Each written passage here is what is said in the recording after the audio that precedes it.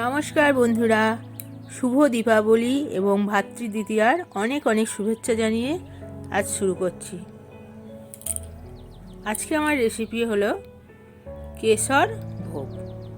চলুন তাহলে শুরু করি। রেসিপিটা শেষ পর্যন্ত দেখবেন।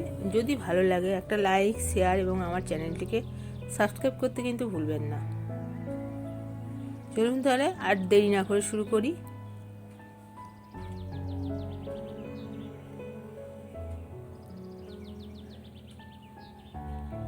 এখানে আমি কেশর নিয়ে নিয়েছি। আর উষ্ণ গরম জলের ওপর আমি কেশরটা দিয়ে দিলাম। এটা ভিজুক 1 ঘন্টা মতো। এদিকে আমি 2 লিটার দুধে জল ঝরানো ছানা নিয়ে নিয়েছি।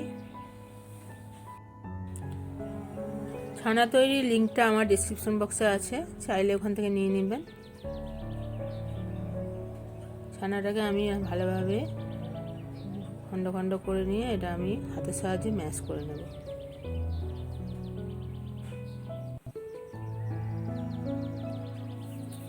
মোটামুটি 6 থেকে 7 মিনিট মতো আমি হাত দিয়ে এটা ম্যাশ করে নেব ভালোভাবে।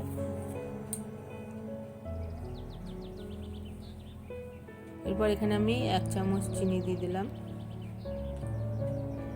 2 চামচ মতো চিনি দিয়েছি, খালি খালি করে 2 চামচ মতো চিনি এবং 1 চামচ ময়দা দিয়ে দিলাম। এবার এর দিয়ে আমি পুরো মিশ্রণটাকে ভালোভাবে মিশিয়ে নেব।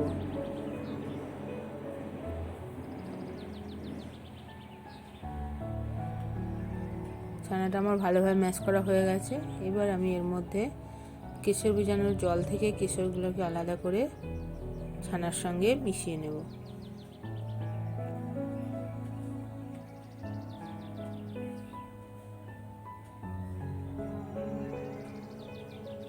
আর কেশরগুলো দিয়ে আমি ছানাটাকে ভালোভাবে, এবার আমি ছানাটাকে খণ্ড খণ্ড করে কয়েকটা ভাগে ভাগ করে নেব।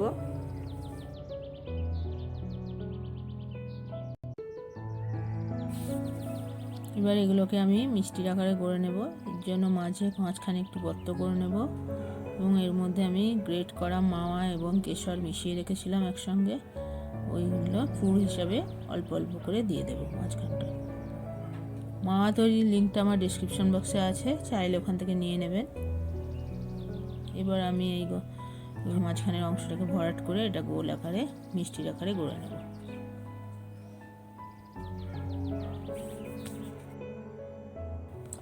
পুর ভরা হয়ে গেলে এগুলোকে আমি আবার মিষ্টির আকারে গড়ে নেব এবং এইভাবে প্রত্যেকটা মিষ্টি আমি তৈরি করে নেব।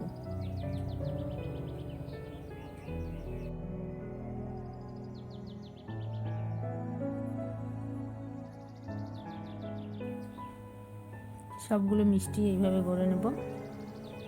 এদিকে একটি পাত্রের মধ্যে 1 কাপ চিনি দিয়ে দিলাম, একই সঙ্গে এই কাপেরই 4 কাপ জল দিয়ে দিলাম।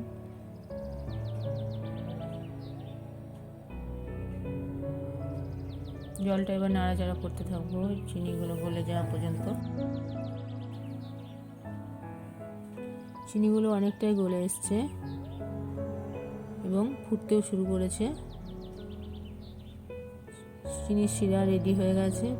এই অবস্থায় এবার আমি মিষ্টিগুলো ছেড়ে দেব।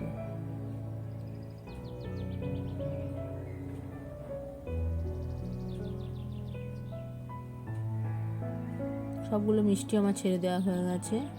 এবার আমি কেশর মিশ্রিত যে জলটা আছে সেটা আমি এতে শিরার মধ্যে দিয়ে দিলাম এবং এই শিরারই কিছুটা অংশ আমি তুলে নিয়ে বাটিটা ধুয়ে এর মধ্যে দিলাম।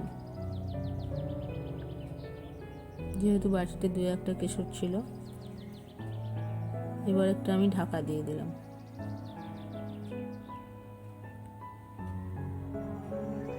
ঢাকা দিয়ে 20 থেকে 25 মিনিট পর আমি ফিরে এলাম। এবার দেখতে পাচ্ছি মিষ্টিগুলো ফুলে ডাবল হয়ে গেছে। মিষ্টি আমার রেডি হয়ে গেছে। এবার আমি এটা একটা মিষ্টি তুলে দেখি ভেতরটা কেমন লাগছে। কেটে দেখাচ্ছি। বাহ, ভেতরটা খুবই সুন্দর। ভেতরে কেশর দেখা যাচ্ছে। মিষ্টিটা খুবই সফট হয়েছে। আবার একবার কেটে দেখি। দেখেছেন তো বন্ধুরা, খুবই সুন্দর, খুবই সফট হয়েছে। আপনারা বাড়িতে এটা অবশ্যই ট্রাই করে দেখবেন। আজ তাহলে আসি, নমস্কার।